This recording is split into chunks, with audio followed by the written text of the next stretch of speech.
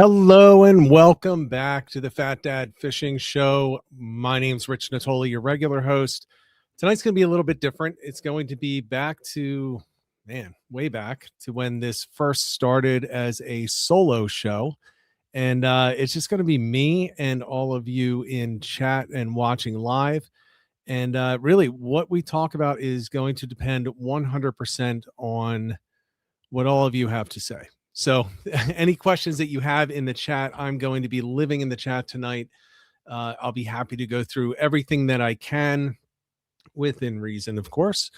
And any topic is open. I do have a couple of things that I want to talk about to start off, just to kind of get us kicked off. Some things I've been kind of following, thinking about, and just a couple of things worth mentioning. Before I get into that, I want to go through the sponsors to start. So the first one is the pillar of our sponsors, Great Bay Outfitters, Experience Great Bay. So Great Bay Outfitters in Tuckerton, New Jersey on Radio Road. It's a place that I go to for everything kayak related. If you want a new kayak, it's native, it's Old Town. If you want a used kayak, he's got the whole slew of them as people come in. They're on a consignment. He sells used kayaks.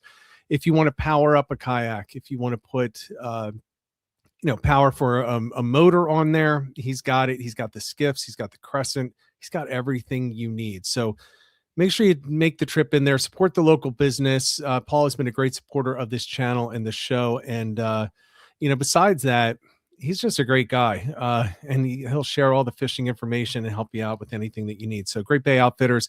Then we have Quad State Tune. Kevin Driscoll is the guy there.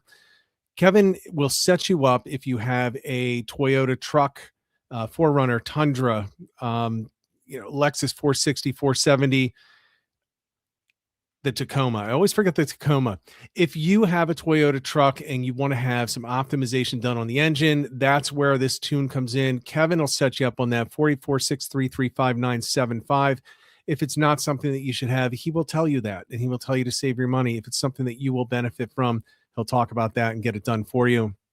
And then we have Real Estate Me. Southeast Pennsylvania is where I currently hold a license, manage an office in Bluebell, Pennsylvania, also out of Collegeville, Pennsylvania. And I cover the entire southeast of Pennsylvania, all the way, believe it or not, out to York County. I have multiple transactions out there, Lancaster County, but really everything centers around Montgomery, Chester, Berks, and a bit of Bucks County as well. So that's really the heart of what I do. If you need help anywhere else, let me know. I can help you out still, even if I'm not your actual agent. I can get you in touch with somebody that I trust, and in most cases, people I've worked with. So give me a call. Number is 267-270-1145, natolirealestate@gmail.com.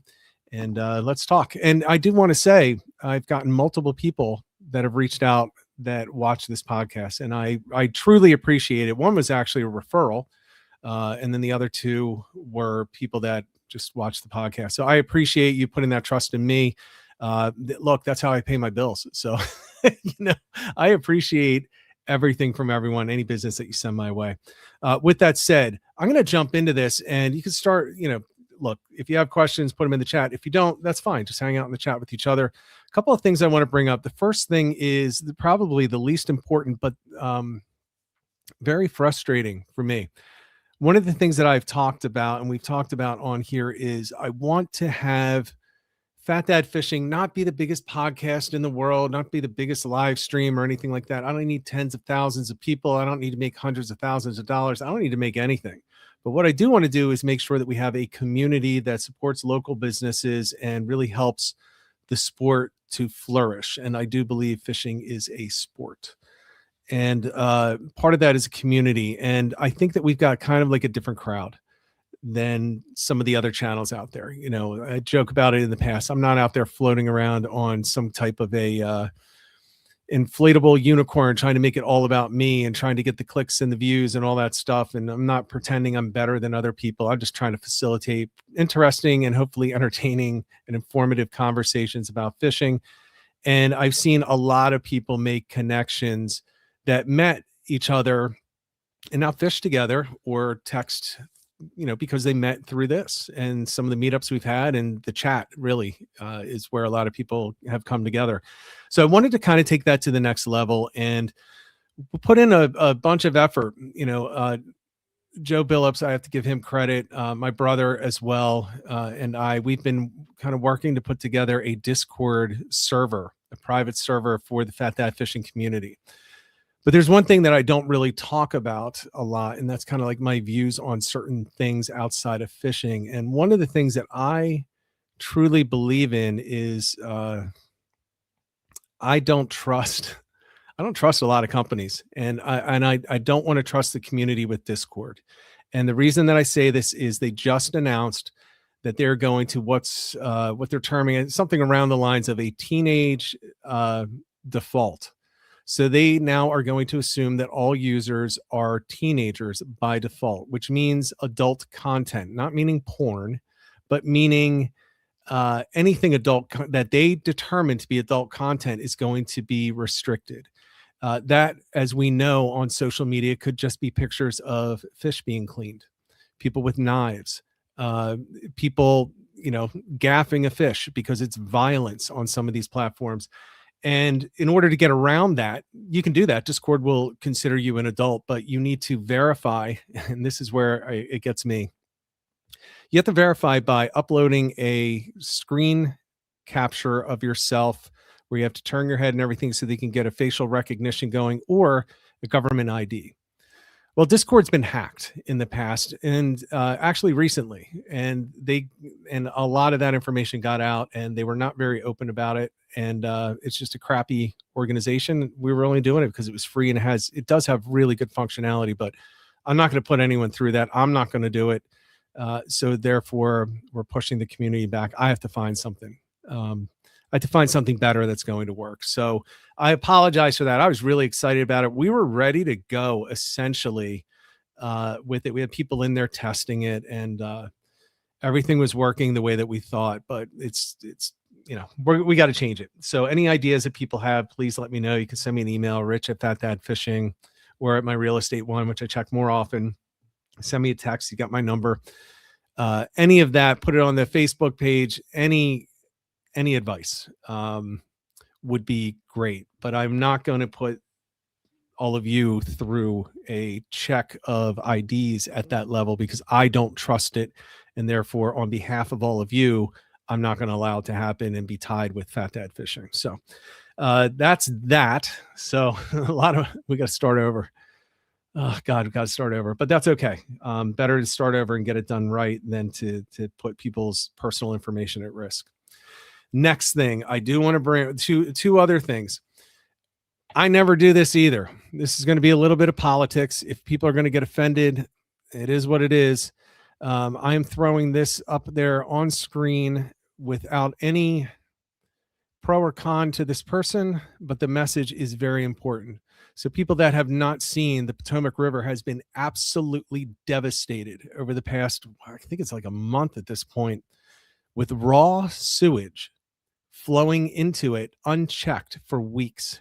And when I say raw sewage, I'm talking literally raw sewage straight from the toilets right into the Potomac. It's been going on. I think last I saw, don't quote me on this, but I think it was somewhere around the tune of 19 million gallons and rising every second.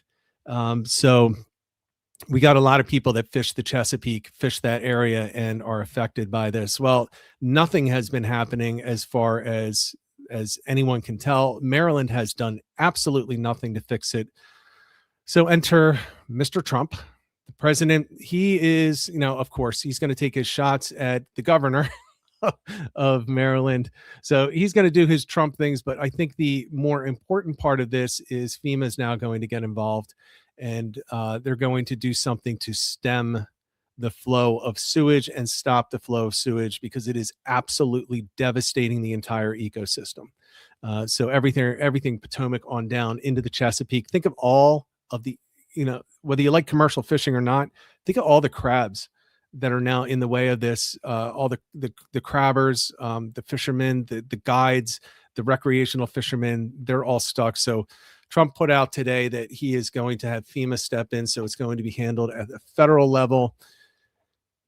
He seems to be good, or his administration seems to at least be good at those types of things. So let's see where that goes.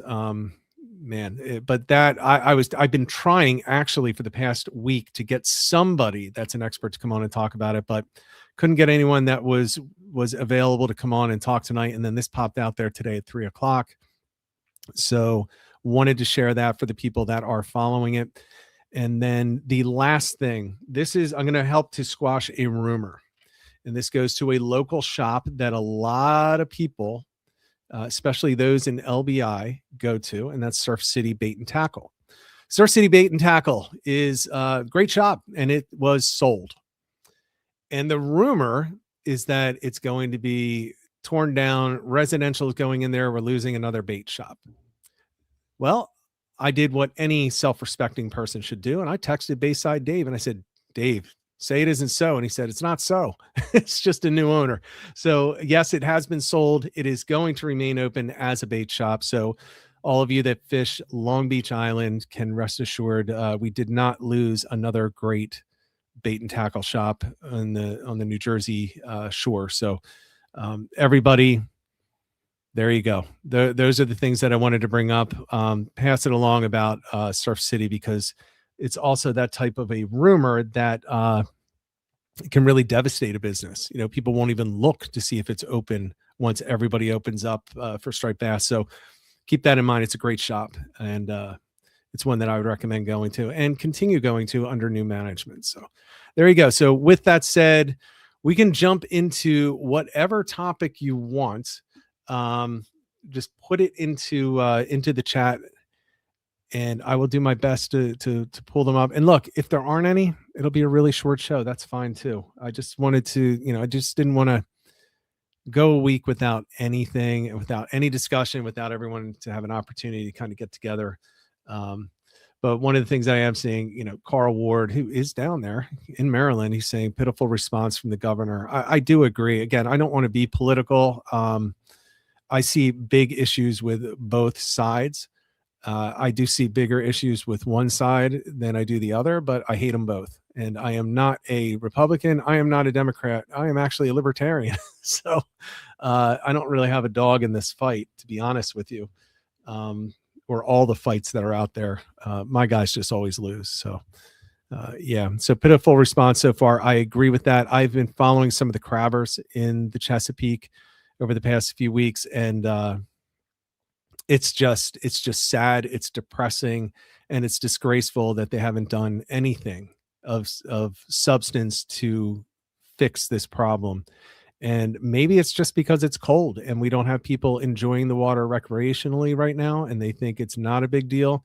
But we've all seen up and down the coast. You can look at the harbors in New York that were devastated by pollution. I mean, the fact that they've been going for the past, 10, 15, 20 years, just trying to reintroduce oysters to clean that water up in New York is an indication. The Delaware Bay is absolutely dead compared to what it used to be. For those in New Jersey and Delaware, the Chesapeake is just continually just getting bombarded. And, a lot of it is the runoff from the pesticides, from the farms, everything from the lawns, everybody treating their lawns with chemicals. It all goes into the watersheds, and most of it in this region ends up in the Chesapeake one way or the other, whether it's hitting the Potomac, the Susquehanna, whatever, the Delaware, it's finding its way in there. So that's kind of where we are. Good to see some of you in the chat that I haven't seen in a while. I see did I see Bill Deekhouse in there? Yeah, there he is. Bill, Tad in there. James, you're in there every day that we're here. Appreciate that, everybody. So any question that you want to talk about, go ahead and put it in there. The one thing that I'm not prepared to do is open up with any spots. So I still haven't found the mapping stuff for the computer so that I could show how to find spots. So please don't ask for that tonight, because I really can't do it. And here's the first question right here. All right, from Carl Ward. How would you plan to start backwater stripers in March? Bloodworm, bucktails, low and slow in the deep holes. So, all right, so here's my opinion. Here's what I plan to do as soon as I get out for stripers in the backwater. Now, when I say backwater, I'm talking behind the inlets, typically behind the islands in New Jersey, in the backwaters, inside the inlets in New York, that type of an area. The approach that I take is definitely low and slow. I am fishing artificials and I'm going with smaller baits. So the one thing that I had great success with, and look, full disclosure, it gets better the closer you get to May. It gets better and better. But what I typically use is a small, maybe 4-inch soft plastic. I think a Z-Man, something like that. 3.5 up to the 5-inch. I do not go bigger. So it's the Diesel Minnow. I think it's a 5-inch. Maybe it's a 5.5. I do not go bigger, and I just put that on a jig head. Nothing fancy. I actually don't use bucktails. I want that slimmer profile. It helps me to keep it in the column where I want it, on a slow retrieve. And I use the snap jigging. So if you can find the deep holes, especially if it's during the day, look for the deep holes. And I drop into those and I snap jig. So if you're not familiar with snap jigging, that's where you are. It's called snap jigging because if you do it right, the line actually, you hear a snap, because it's just an incredibly fast, hard upswing and jig. And then you just let it fall. The key to that, though, is when you're letting it fall, maintain contact with that lure. What you don't want to do is pull it so that it keeps rising up much further than where you end the lift on the rod. You still want to maintain contact because you're going to get the hit on the drop. So that's typically what I'm doing. And actually, here's the one thing that now again, I wasn't out last year. I had to take that year off, but leading up to that, in this spring, I had the most success with a greenish bait, a root beer color bait. It doesn't matter if it's daytime or nighttime. It was the darker baits with metallic flecks in them that I've been using. I don't think there's any reason ever to think that that's going to change. It's just what works for me in the spring. It doesn't work as well in the fall, to be honest with you. I tend to use lighter colors in the fall, but for some reason it just seems to work. And I would be getting in those, looking for those deep holes, looking for those breaks in the depth. If you can find an area, again, especially during the day where they're less active, find the deepest areas that you can. If you can find an area with a depth finder that has a thermocline, that's where I'm looking. So you want to try to get below some place where they can get below a thermocline. The thermocline is basically going to maintain a steadier, more consistent temperature underneath. Even if it's cold, it's a very consistent temperature. It's typically a little bit warmer, actually. So you can get into there. That's where you're going to find them kind of stacking up during the day. At night, they're going to do what they normally do. I don't care if the water's 40 degrees, 38 degrees, 55 degrees. Go right along the structure. That's where they're going to be more active and just fish it normal. I fish normal speeds and everything, normal baits. But yeah, during the day, it's going to be a challenge, and it always is a challenge, at least to me, in the spring in the backwaters. Now, you're heading out front in the Raritan Bay, you're not going to have the issues. Get right out in front of the Raritan River. You're not going to have those issues right at the train bridge, as an example. I would start out in front of that before going up the river, where they kind of stage inside where the freighters and the big ships turn off and go north. Just right inside there, there's a flat area where they typically have all the buoys, where the sailboats can be moored up, throughout the year. In that area, even though it's flat, just because of it's in between the currents from the Raritan and the currents coming down from the north, it's this like great area where they just kind of stage in there. You get a lot of good schoolies, a lot of keeper size in there, and you'll occasionally find the big ones there. If you really want the big ones in the Raritan area, I always recommend heading up the Raritan River a bit, though. That's where you're going to end up. That's where they're going to want to end up. So yeah, so good first question. I appreciate that. To add to that, let's see, we have Tim Murray saying that he's going to be using the bucktail and the SP minnow. SP minnows are great. I'm not the guy that uses SP minnows in the back. I tend to be, I'm a kayak fisherman, so I tend to be very simplistic in my approach, because I don't like to carry a lot of tackle and I don't want to be changing a lot of tackle. And the SP minnow to me is kind of like a specialty lure. So if I'm on a sod bank, yeah, I got an SP and I got it on a rod already rigged up. If I'm in a kayak, I typically don't, because I'll bring maybe 4 rods. I'm going to have different size jig heads on there with different soft plastics, and I'll go that way. But SP Minnow, 100%. If you don't mind changing out lures, yeah, I mean, you can't go wrong with an SP, right? Just like you can't go wrong with what is it? What am I thinking? Whatever, the top water, walking the dog on it. You can't go wrong with those things. And a bucktail, yeah, it does always work. I just tend to go with the slimmer baits at that time, especially because if you get into a whole lot of bunker in there, I like the lower profile because it kind of stands out. Dart spins also another good one. That's Scotty would be all over that, although my former co-host Ed hates them. I love dart spins. My only problem with dart spins is I tend to lose them, and they're not cheap. So yeah. So that's what I'll be looking at. There is a comment in there for people that aren't waiting. I do want to share this one. The comment, white perch, when the ice moves out, should I look near the salt line or up the river a little bit? So I tend, I'm not sure, to be honest with you. I used to know the answer to this, and you've totally surprised me. I personally would be down a little bit close. The colder it is, the closer to the salt. So it all just because the ice moves out doesn't mean that the water is any warmer or any colder. That's kind of the way that I look at it. The colder it is, the closer to the salt I go. And I've had a lot of success, but I don't know if there's, when I say I don't know the answer, I don't know if there's a biological answer. I just know what I do. And what I do is I move down to try to find that salt line, which can make for a long trip. I would just be cautious with the ice, because ice is great at, if you're on a kayak, so it's really easy to capsize with ice. It doesn't take much to kind of high side you. But I would kind of follow it down.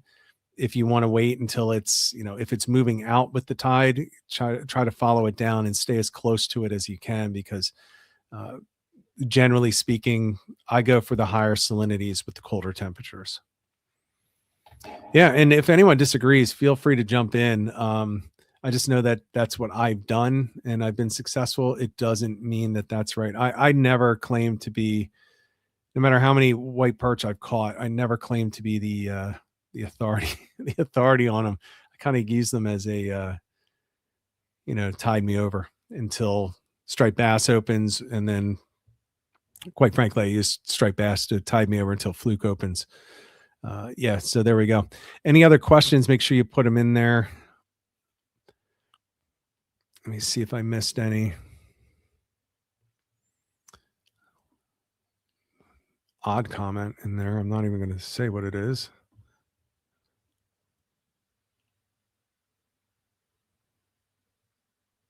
No, he's got you got a boat. You don't have to worry about capsizing. Yeah. One thing I do want to say, you see me looking around. For some reason, it's only displaying some chats to me, and I have a second screen that I'm able to see. I don't even think all of the rest, but some of them. And I think it's the whole issue with who's on a phone and who's on a computer or a TV. I think they're kind of coming in separately, but I'm pretty sure that I'm actually still missing, or I may be missing a couple others. Yeah. So that's where we stand. So while we wait and see if anyone else is going to ask any questions, let me just add one other topic I wanted to bring up. There have been requests for more Fat Dad fishing kind of coordinated trips on party boats, so we could get more people together. I mean, for those that weren't there and weren't aware, we literally sold out the entire Osprey for a tog trip. Had a blast. A lot of people had fun. Wasn't the best of days, but it was a productive day on the water, and most people got to catch at least something. And there were a bunch of keepers in there as well. So the plan right now is we are going to do that. And I want to hear from people your feedback on what species and what areas we should go in order to do this. If it's up to me, I mean, I may just pick a marina somewhere with a boat that I know is good, and then I'll find out that most people are coming from somewhere else. So I don't want to do that. So again, put it on the Facebook page, send me a message, put it in the chat, and I'll go back and try to document everything. But let me know any boats that you recommend and any areas or any species, any time of year, and I'll try to accommodate that. Next question. What's your favorite fluke jig? From Bowtie Killer 545. This one's easy. I prefer to use a bucktail for fluke. I've always preferred to use a bucktail for my entire life before it was a thing.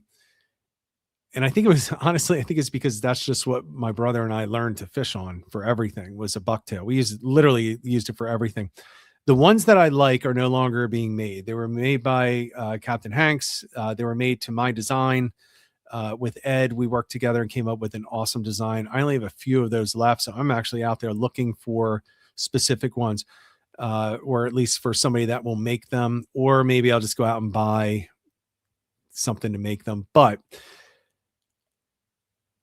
the one thing that I would say is, when you're picking, for me, from my standpoint, when I'm picking a bucktail off the shelf for fluke, I'm looking at profiles.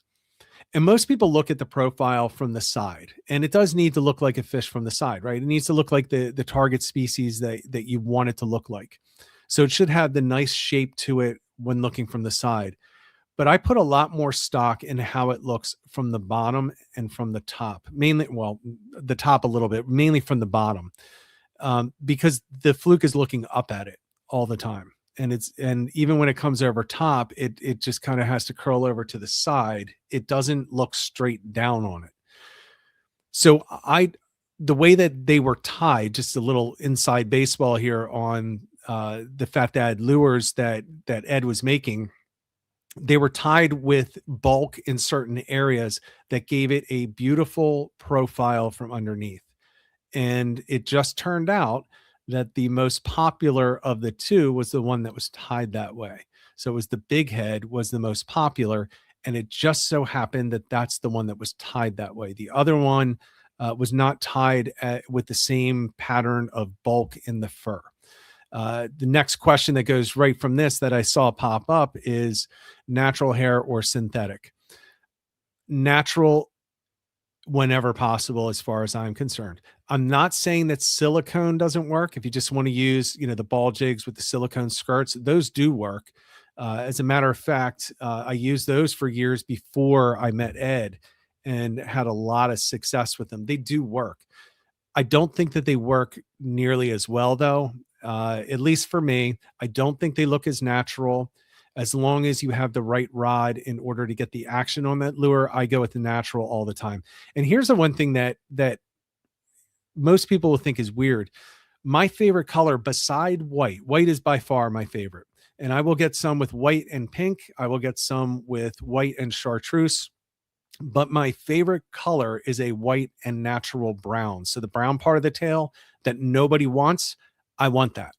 And one of the reasons is there's research that was done that underwater, as a fish approaches a lure, certain colors change to a different color when it gets closer. So let's say it's, and I don't know if this is one of the colors, but I think it is actually pink. It looks pink from 10 feet away. So the fish is coming in, it's 10 feet, it's pink, it's 5 feet, it's pink. As soon as it hits 3 feet, it changes to like an orange. It's not really what it changes to, but as an example, it changes to orange, which can cause it to shy away, because now what it thought it was going after, this pink target, is now orange, and it spooks it. So they don't get that initial strike.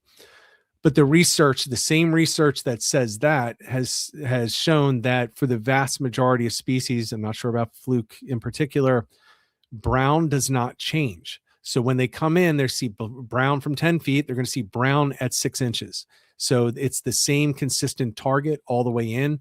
And I love using that. And I worked with custom bucktail makers even before Ed, and I always requested brown. And the one guy was really excited. He's like, great, I've got all this brown that nobody wants.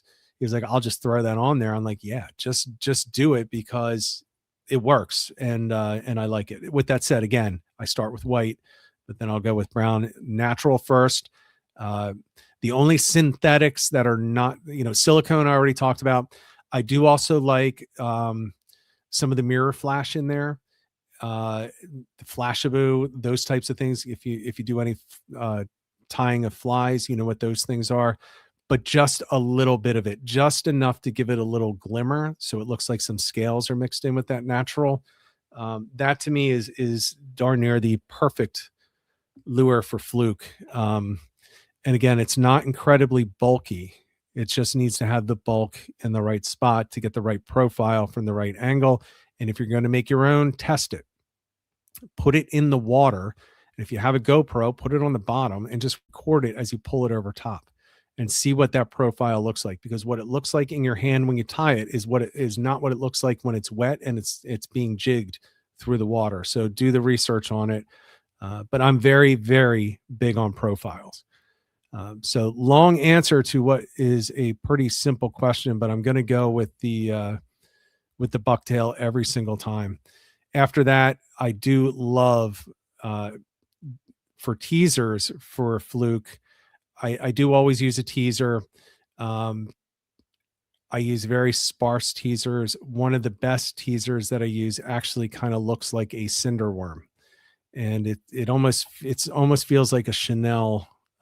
They don't make them anymore. I think it used to be made by Orvis, and they don't make them anymore. I can't find them. I have one left. I'll show it sometime on here what it looks like, but I use a black one and a brown one. The brown, well, I used to use a brown one, don't have any more left, so I only have black left, but that's the second one that I would use for fluke if I'm not going to put a natural bait on there, or not even natural, a scented bait like a gulp, you know, because you can't put it on there. It's literally a fly. All right. S&S bucktails. Yeah, I liked S&S. I think S&S is a little heavy for me. Yeah, that was put in there as a recommendation. Again, I try to go with local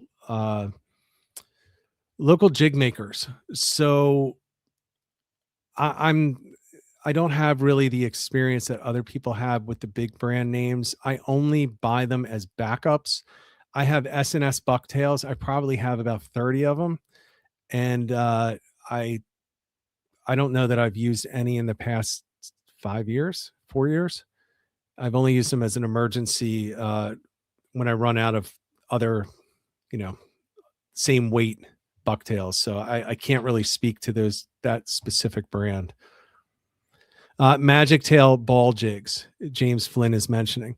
I do use Magic Tail, and I use those again as a backup before S&S. Magic Tail, they make some good things. Allen's, they make some really good stuff. But yeah, I do have a bunch of Magic Tail as well.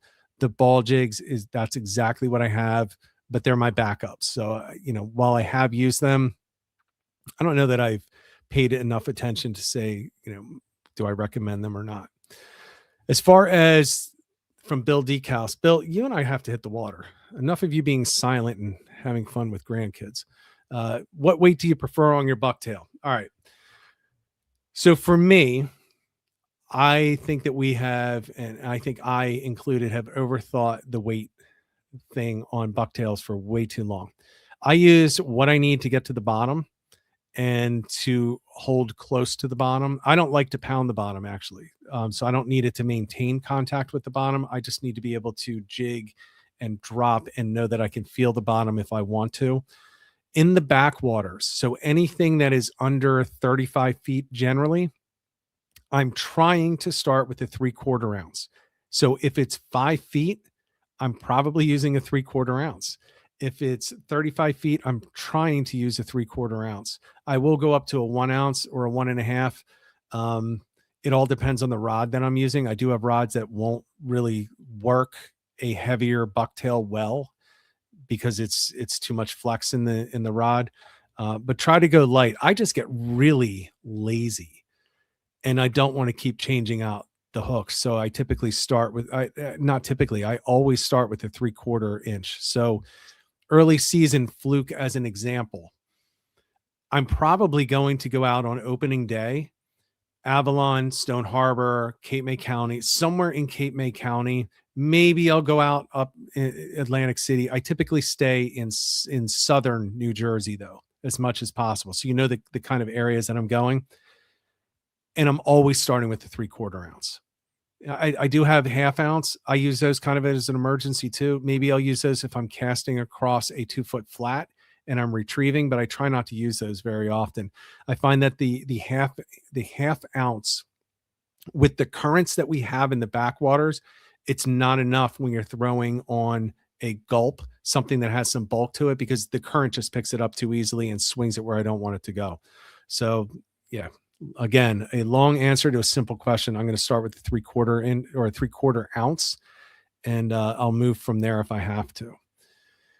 And then, has anyone taken Ed's designs over? There's a company that pirated the Fat Dad Big Head, actually. They took it. I had a guy show it to me in person, and he said that he bought Ed's design from somebody else, and it was cheaper. I said, "Oh, that's awesome." I looked at it, and we put it in the water, and it is not the same. So it had the same jig head, which is essentially the glove jig. It had the same head, but it did not have the same tying. So it did not have the same profile at all. It just looked like a pretty crappy attempt to do what Ed did. I mean, if you want to steal somebody's bucktail, it's really simple. Just buy one and take it apart and see how much fur is in what spot and how it's tied.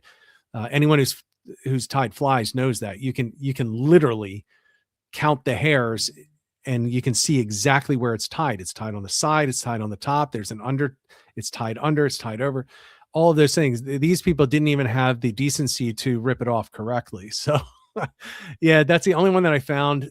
As far as I know, he did not share the design with anyone, which I'm kind of happy about, because he and I kind of worked hard on getting those right. I could make them. I just hate making them.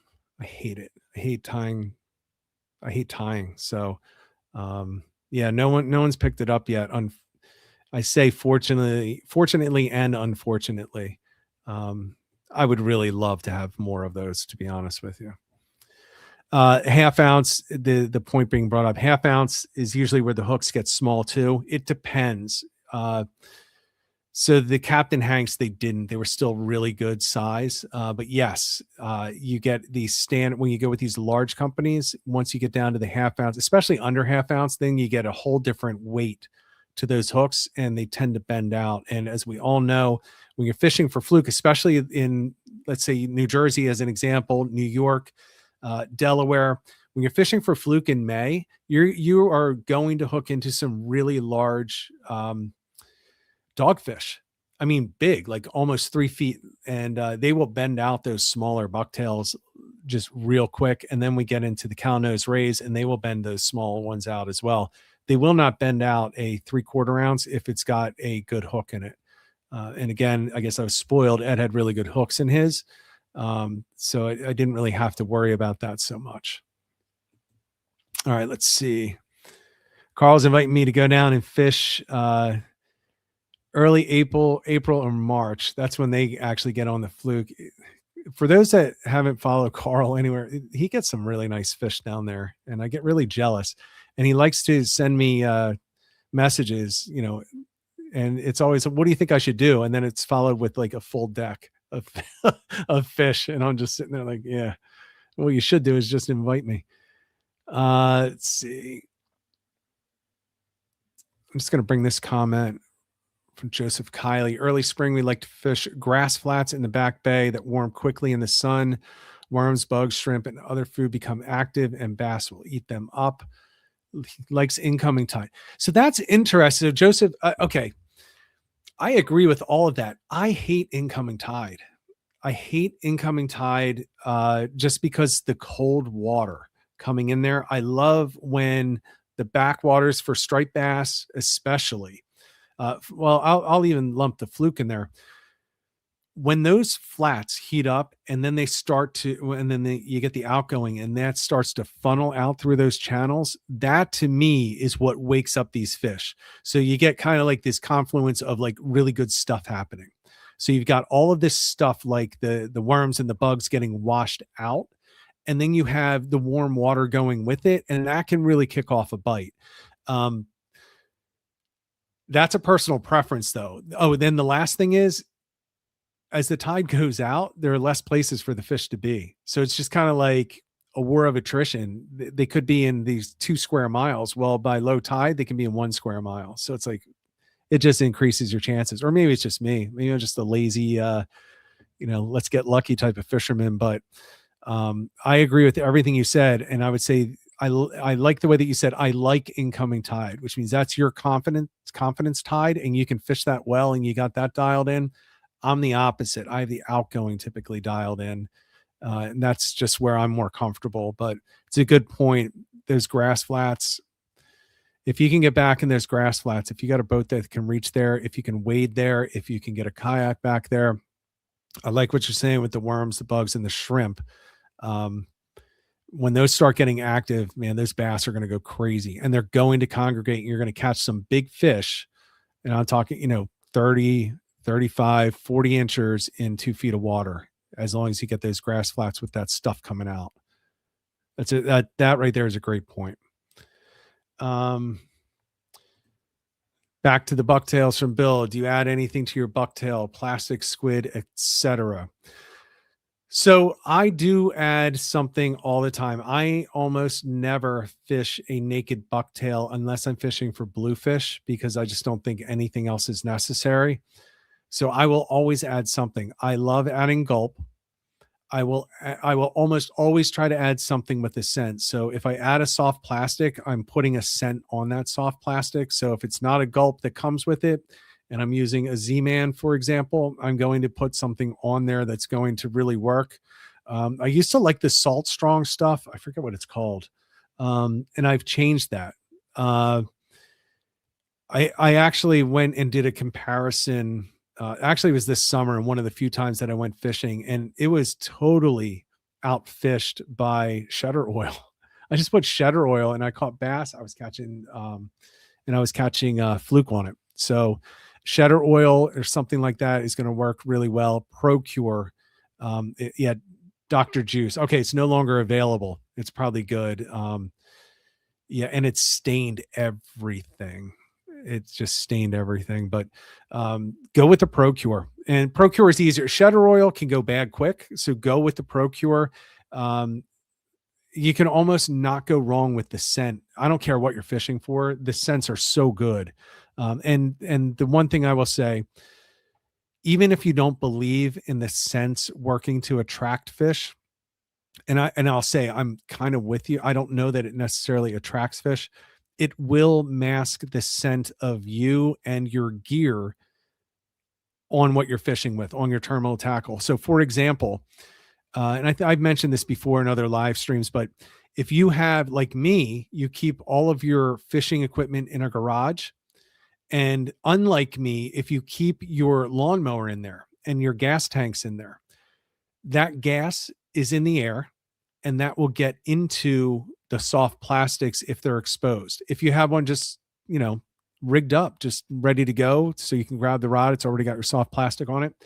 It's getting on the line. It's getting into the line. They can sense that. They do not like it.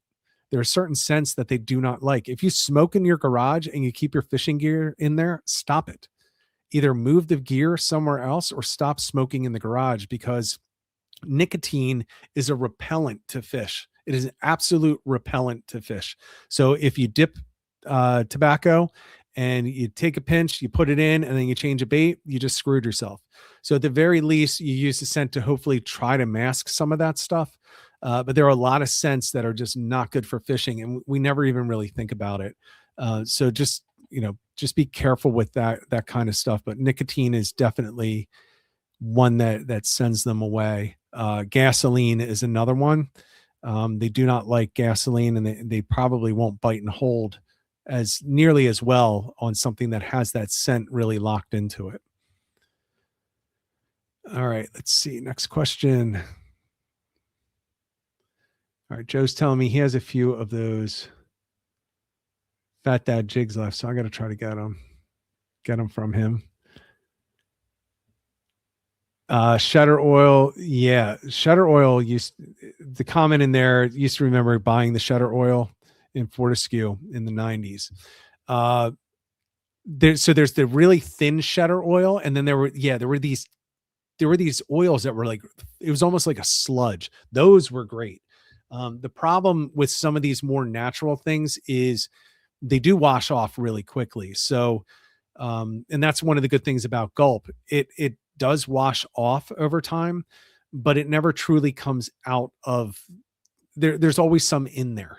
There's always some inside of it. But some of these things that you just put on the outside, they can totally wash off. And these plastics are not made to absorb these scents. So you have the Gulp baits. They're made to absorb these water soluble scents that are in them. But these other things like Z-Man, it is not made to take these scents. So you, like, a lot of people throw their soft plastics in with their Gulps. It does nothing. As soon as you put it in the water, it's gone, because that, the Gulp juice will not adhere to it. It's not going to do anything. It may stay on for 30 seconds, maybe, if you're lucky. But some of these other things like ProCure, you can bring it up, 20 minutes later of tossing it around, and you can still see the little shimmer of the oils coming off of it. So keep that in mind as well. Let's see. WD-40. All right. Old school. I remember the old guys using WD-40 back in the 80s. This is from Skyline Tree LLC. 100%. So we used this, man, blast from the past. In the 80s, when we would go fishing, I was a kid, I was in high school. So we would go fishing, and I'd go out with my grandfather. Maybe my dad was there, my brother, uncle, all that stuff. But I was the guy in high school. So in college. So, the young guy, or one of the young guys. So I had to clean all the crap up at the end.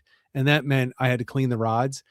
And we used to use WD-40 on everything, like the entire rod. We'd just spray the entire rod. We'd spray the line because we thought that would help. And yeah, I mean, it was literally on everything. And it didn't matter if it got on stuff, because we figured it helped. Now, there are people today that believe it works. I do think that at the very least, it doesn't hurt. But we also would put it on sometimes in the squid. Like, we'd use natural squid, and we put WD-40 on that as well. So I don't know, man. It seems, because it is a petroleum product, I believe that it shouldn't work. But I can tell you, in the 80s, we caught a hell of a lot of fish, and there was never any indication that we should stop doing it. So, man, we used to have, my brother actually just put it in the chat, we used to have literally cases of WD-40 in our garage, and we just had these piles of rags, and they were the WD-40 rags. So we literally cleaned everything with it. All the rods, whether it was tuna gear or mahi gear, down to bluefish, surf gear, and fluke gear. Everything was just drenched and dripping in the whole garage smelled like WD-40. Yeah. You'd open the door to the house, and it would just kind of waft in. Yeah. That's funny. I remember that. And I haven't seen any research on it. I don't know if we were wrong or right, but it didn't seem to hurt at all. Let's see what else. So participation trophy fishing. Does deer hair hold them better if using like a Zoom fluke? Always notice that they're gone after a cast or two. So you're saying that you're losing, put this in chat, you're losing the zoom on the bucktail, or are you losing the hair off of the bucktail? Because there's two different things there. The first thing is, if you're losing the zoom, I would say it's the hook. I don't know why you would be losing the zoom. If you're losing the deer hair, it's just poorly tied. You should not be. Deer hair is pretty strong. Oh, okay. So the scent. Okay. So he's asking if the scent is held better by the deer hair. So the scents are like shedder oil is held better. This is non-scientific, but it will hold better to a natural substance that can absorb it, like the deer hair, as long as you don't put a finish on it. Some of these guys actually put like a coating on their bucktails when they're done. Like, they spray that this gloss finish on the bucktails and it gets on the hair, you don't want that. You want it to be all natural.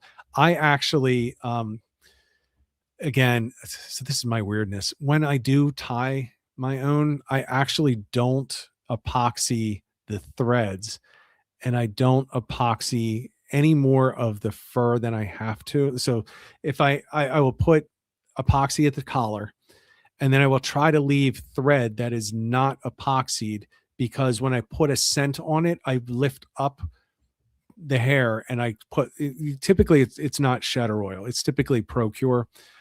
I'm lifting it up and I'm squeezing it into there and mashing it into the fibers in there that are really close and compacted, and it seems to last quite a while. So I do think that deer hair holds it better. Try that with this silicone skirt, and it really doesn't work very well. It'll come off in the current very easily. But if you have a bulky area on a bucktail and you can get that thick Procure in there, it'll typically last longer. So I would definitely recommend doing that.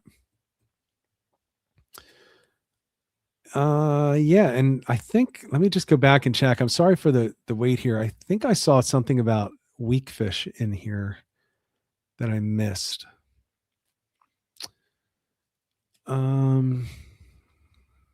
Yeah, sorry. It's tough doing this alone and not having anyone look.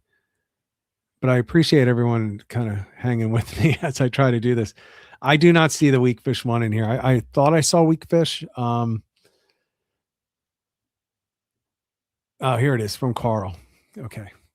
How would you target weak fish in coastal bays and inlets this year?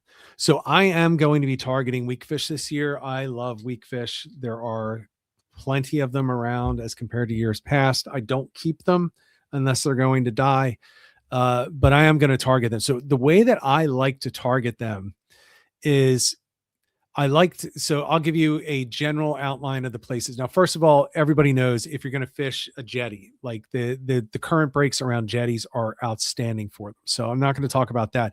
In the back waters, behind the inlets, I'm looking for the merger of two currents over a sharp drop.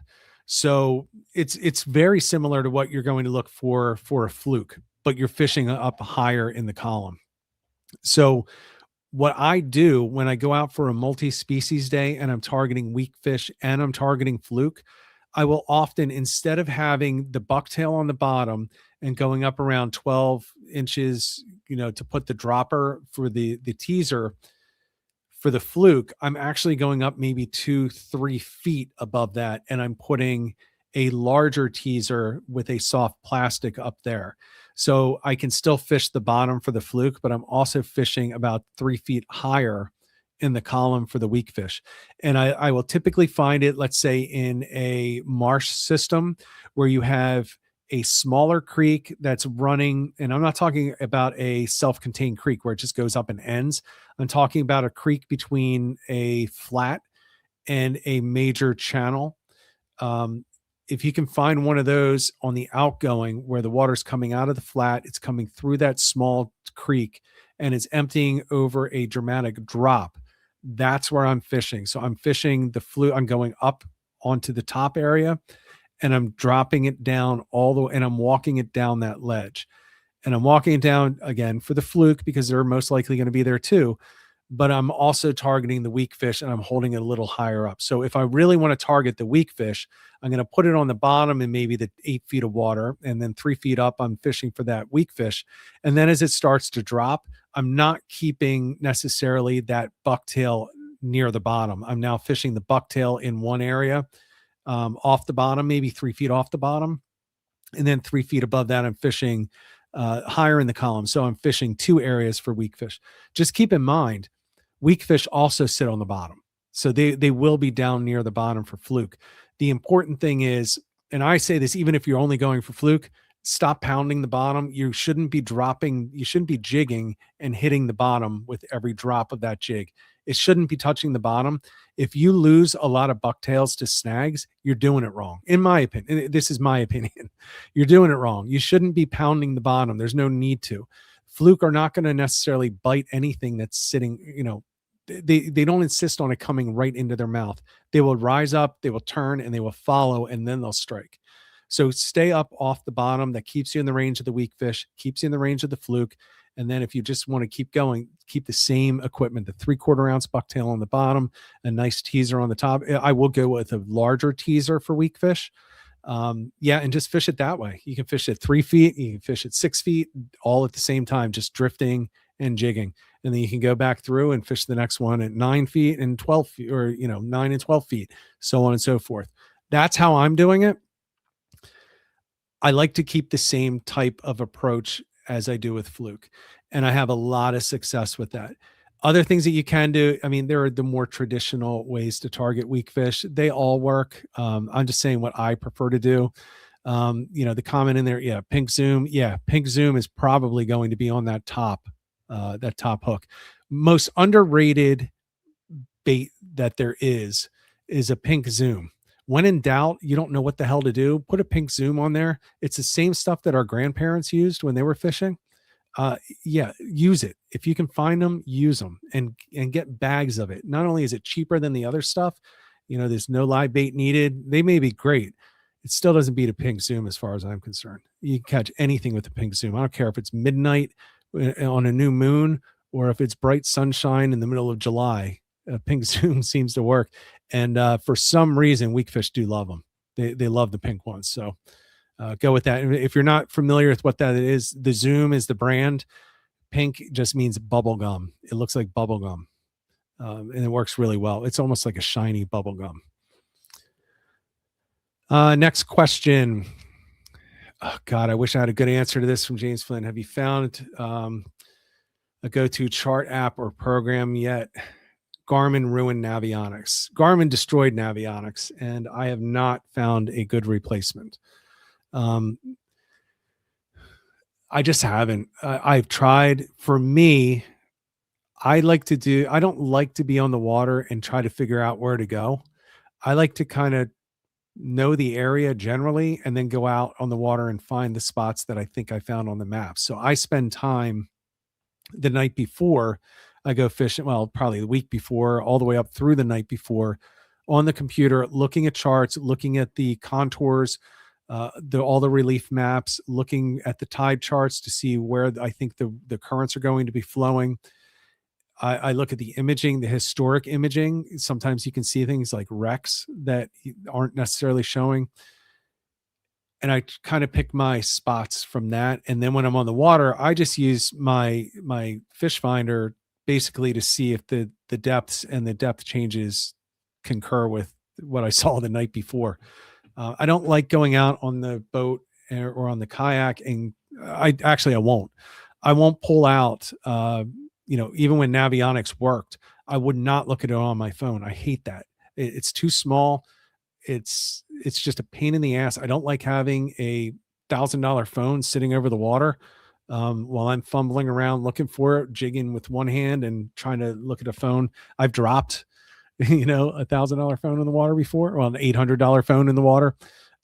So I need something. And again, if people want to share, I need something that I can do online, like Navionics used to allow. Garmin absolutely destroyed it. They Garmined it up. It is absolute trash at this point. And James, actually, it is such trash that I haven't picked a new fish finder. Mine barely works, but I haven't found a new one because I don't know what map program I want to use, and I don't want to buy one until I'm sure that it's going to work really well with whatever unit I buy. All I know is it's not going to be a Garmin because I hate them for what they did to Navionics. So yeah, so that's kind of where I stand on that. I will very loudly and proudly share what I go with. And when I finally figure it out, and I will give you the good, the bad, and the ugly about anything, because nothing is perfect. And I'll try to inform people as much as possible. All right. I think that's probably going to do it. We're at the hour. I do have limited time that I can do these every month. So we're going to kind of shut it down. This is a difficult time of the year, guys, for, thinking of the topics and then getting people that can come on. We're about to open up though. So I wanted to make sure I was on tonight, and let's go through some stuff. Let's get some chat going, get some conversations going between all of you in the chat. I think it's important to keep the kind of community going until we can get something outside of these live streams for people to interact. But look, it's about to open up, and we're going to have people reaching out to me to say, hey, can I come on? I got something to share. And it'll pick up. It'll definitely pick up as the fishing starts to pick up. Really happy to see that we finally got the break in the weather that we need. There might be a storm coming up this weekend, but compared to what we went through, it doesn't even matter. So I'm actually, I still can't do the fresh water around me. Everything is still frozen. There is still ice fishing right down the street from me, and I'm not doing that. But we're getting there, guys. We're just a couple of weeks away from the opening of striped bass and all of the competitions for the first bass of the year. Can't wait to see that. I'm going to try to be back next week. I'm trying to get somebody to come on. Any topics, any guests that you want to recommend, send it over to me. So until then, everyone, thanks for tuning in then. Look, if you can get through the ice this week, do me a favor so I can live vicariously through you. Get out there, get on the water, and get some tight lines.